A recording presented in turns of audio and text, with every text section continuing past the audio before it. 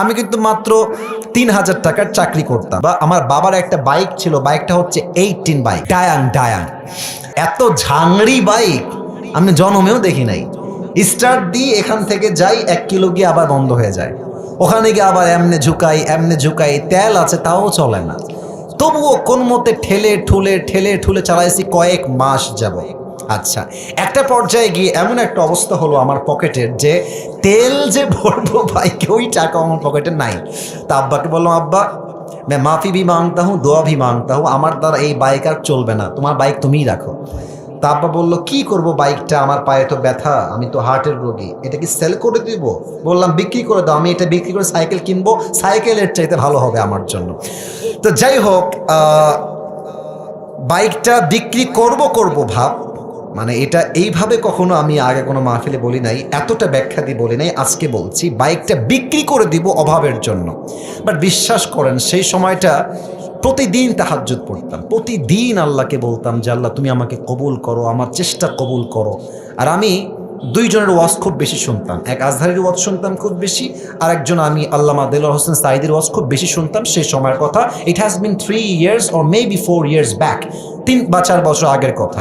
তো হঠাৎ করে আমি একদিন জুমার খুতবা দিলাম, আমি আবারও বলছি এই কথা কিন্তু আমি কখনো কোথাও আপনার শোনেন নাই, আমি আজকেই বলছি।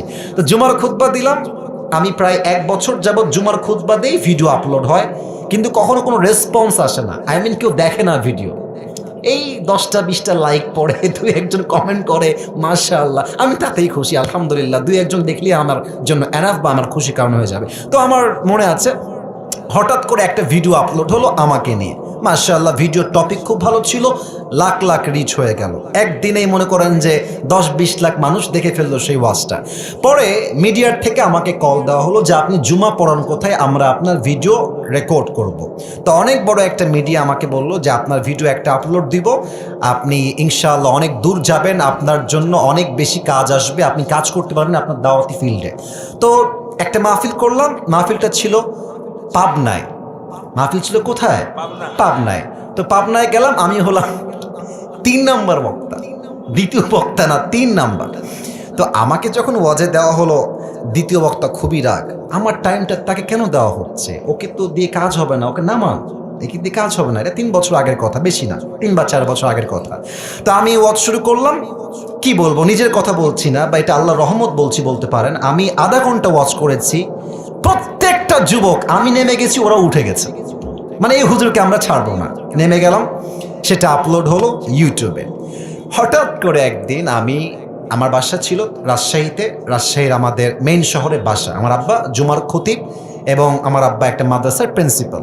তো আমি বাইপাস দিয়ে যাচ্ছি বাইক নিয়ে, ভাই আমার কাছে কিছুই নাই, বিশ্বাস করে না আছে টাকা, আর আমার 2টা সাদা পাঞ্জাবি ছিল, আর আমি যেই জুমার খুতবা দিতাম, জুব্বা যে পরবো, জুব্বাও ছিল না ভালো। আমার বন্ধু থেকে জুব্বা ধার নিয়ে আসতাম, যে বন্ধু দে, জুব্বাটা পরে মাহফিল করব বা একটু দোয়া করব, এই ওয়াজ হবে, আবার তোকে জুব্বা দিয়ে যাব।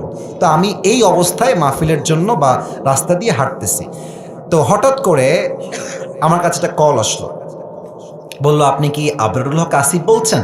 এটা অনেক আগের কথা, আমার ক্যারিয়ার কিন্তু শুরু হয় না। বললাম জি ভাইয়া, আমি আবরারুল হক আসিফ বলছি, আপনি কে?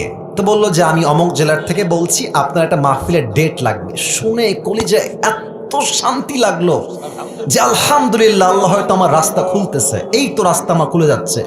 তা আমি একটু ভাব নিলাম, আমার কিন্তু ডেট মেট কিছুই নাই। বললাম ও আচ্ছা, ডেট নিবেন কবে, আমাকে একটু দেখতে হবে ভাই। তো বলছে যে ভাই ডেটটা আমরা 2 মাস পরে নিব, যদি আপনি ডেট দেন তাহলে আমরা। ও তো ভাবছে মাশাআল্লাহ, মিলিয়ন মিলিয়ন ভিউ, এ তো অনেক বড় বক্তা হবে রে ভাই। তো আমি একটু ভাবতাম, আমি বললাম ঠিক আছে, আমি ডায়েরি দেখে আপনাকে বলছি।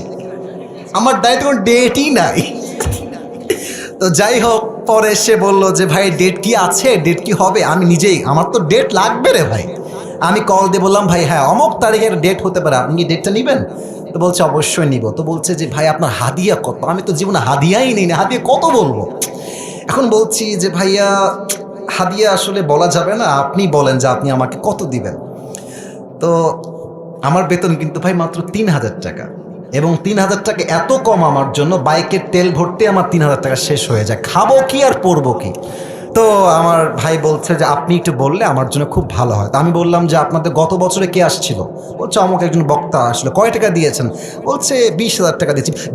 মনে বলছি 20,000 টাকা, আর ওকে বলছি ভাই এটা কোনো টাকা হইল? আচ্ছা যাই হোক, অনেক কথাবার্তা বলে সে বললো ঠিক আছে আপনাকে আমরা 25,000 টাকা দিব, গাড়ি ভাড়া সব কিছু মিলিয়ে, খাওয়া দাওয়া মিলিয়ে, থাকা সহ 25,000 টাকা আমি আপনাকে দিব।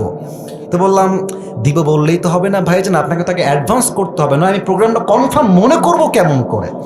তো বলছে ঠিক আছে ভাই আপনি আপনার নাম্বারটা আমাকে দেন, আমি আপনাকে 5,000 টাকা অ্যাডভান্স করছি। আমি বললাম ইয়ার ইয়ে তো মেরি রাস্তা খুল গিয়া মাশাআল্লাহ।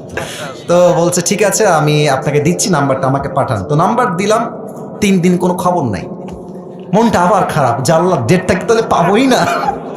তো 3 দিন পরে আবার আমার ভাই কল দিয়ে বলছে প্রিয় ভাই আপনাকে তো আমি টাকা দিব, বাট আমি টাকা তুলতে পারি নাই এলাকার থেকে, তাই টাকাটা দিতে পারি নাই। তো মার্শাল্লাহ সবাই আমাকে টাকা দিয়ে দিয়েছে, আপনার নাম্বারে আমি এখনই টাকা পাঠাচ্ছি। তা আমাকে ওই প্রথম মাহফিলের জন্য 5,000 টাকা অ্যাডভান্স দেওয়া হয়, এবং 5,000 টাকায় আমি আমার আব্বা আম্মাকে দিয়ে দিয়েছি। যাও তোমরা নাও। বিশ্বাস করেন ওই যে আমার জার্নি শুরু হলো, আল্লাহু আকবার, কি বলবো। এখন এমন একটা দিন নাই যেই দিন শত শত কল আসে না, আসিফ হুজুরকে লাগবে আপনাদের কি, আমাকে বলে 3 লাখ নিবেন, 2 লাখ নিবেন, 1.5 লাখ নিবেন, কত খালি বলেন না আপনাকে আমরা চাই। আপনি বলবেন হুজুর আপনি এত লম্বা স্টোরি কেন বললেন? 1 ঈমান, 2 হচ্ছে তাকওয়া। এই 2টা থাকলে বান্দার সফলতাকেও আটকায় রাখতে পারে না, ঠিক কিনা বলে? ওয়ারযুকুহু মিন হাইথু লা ইয়াহতাসিব, তোমার রিজিক আমি এমন জায়গার থেকে দিব তুমি কখনো কল্পনাই করতে পারবে না। আল্লাহু আকবার।